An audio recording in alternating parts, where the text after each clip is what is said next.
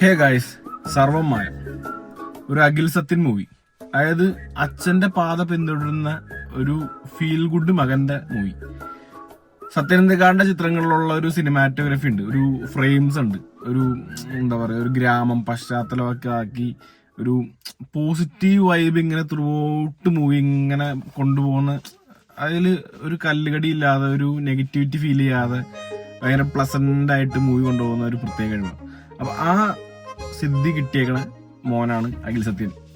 കാരണം പുള്ളി ഇതിൽ ഡയറക്ഷൻ, റൈറ്റർ, അതുപോലെ കഥാ, തിരക്കഥ, സംഭാഷണ, സംവിധാനം, സിനിമാറ്റോഗ്രഫി ശരൺ വേലായുധൻ, എഡിറ്റർ അഖിൽ സത്യൻ. അപ്പൊ ഒരു എഡിറ്ററിന്റെ മൈൻഡിലൂടെ പുള്ളി കണ്ട് ഷോട്ടുകളൊക്കെ കുറച്ചു നിവിൻപോളി പറഞ്ഞ് നമ്മൾ ശ്രദ്ധിച്ചായിരുന്നു.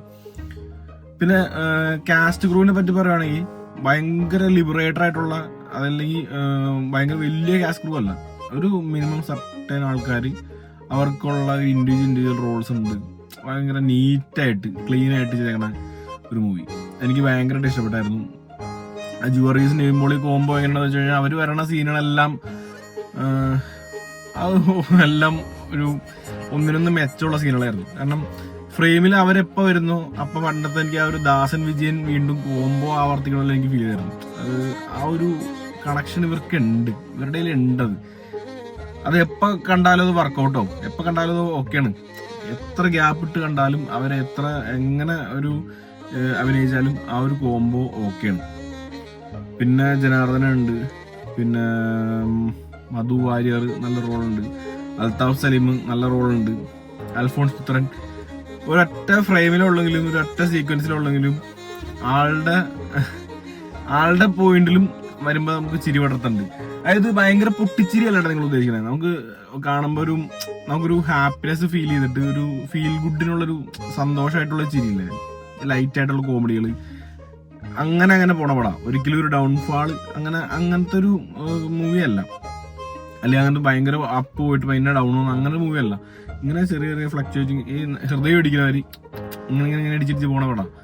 അപ്പൊ അങ്ങനത്തെ ഒരു ഫീൽ ഗുഡ് മൂവി, ഒരു ആവറേജ് മൂവീനെ, ഒരു ആവറേജ് സ്റ്റോറീനെ നല്ല രീതിയിൽ പ്രസന്റ് ചെയ്ത്, നല്ല രീതിയിൽ അഭിനയിച്ച്, നല്ല രീതിയിൽ അതിനെ എഡിറ്ററിന്റെ രീതിയിൽ കട്ടൊക്കെ ചെയ്ത്, അതിന്റെ വേണ്ട രീതിയിൽ അത്യാവശ്യം മെയിൻപൊടിയായിട്ട് ചെറിയ ബാക്ക്ഗ്രൗണ്ട് സ്കോറും മ്യൂസിക്കും കൊടുത്ത്, പാട്ടുകൾ ഒരുപാട് നാൾ നമ്മൾ ഓർത്ത് വെച്ചിരുന്നു പാടില്ലെങ്കിലും അതിന്റെ പാട്ടുകളെല്ലാം അടിപൊളിയായിരുന്നു. കേൾക്കാനും ആ പർട്ടിക്കുലർ ടൈം നമ്മൾ തിയേറ്ററിൽ ഇരുന്ന് കാണുമ്പോൾ നമുക്ക് ആസ്വദിക്കാനും, അല്ലെങ്കിൽ അതൊക്കെ നല്ല പാട്ടുകളായിരുന്നു, സിറ്റുവേഷൻ ആയിട്ടുള്ള പാട്ടുകളാണ്.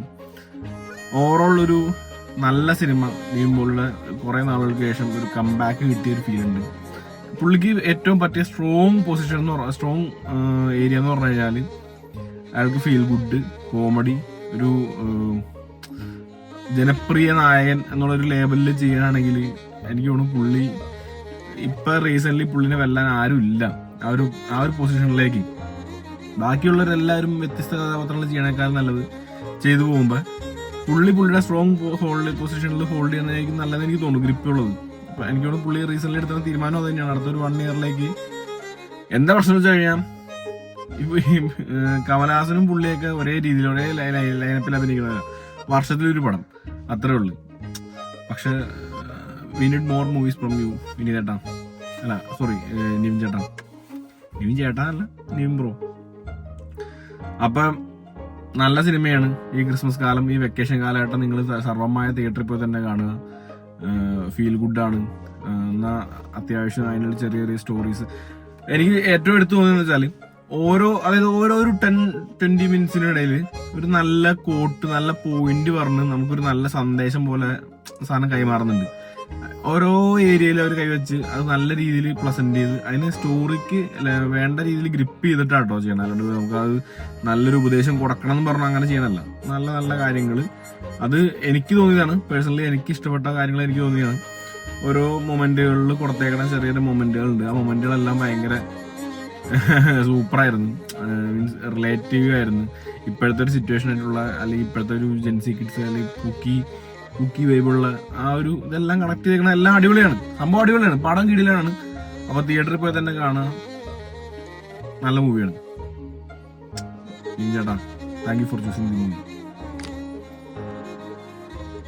നിവിൻപോളിയുടെ ഒരു കംബാക്ക് ആണ്, കൊള്ളാം. അതായത് ലാസ്റ്റ് പുള്ളി, എനിക്ക് തോന്നുന്നു ലവ് ആക്ഷൻ ഡ്രാമയാണ് പുള്ളി ഏറ്റവും ഇഷ്ടപ്പെട്ട സിനിമ.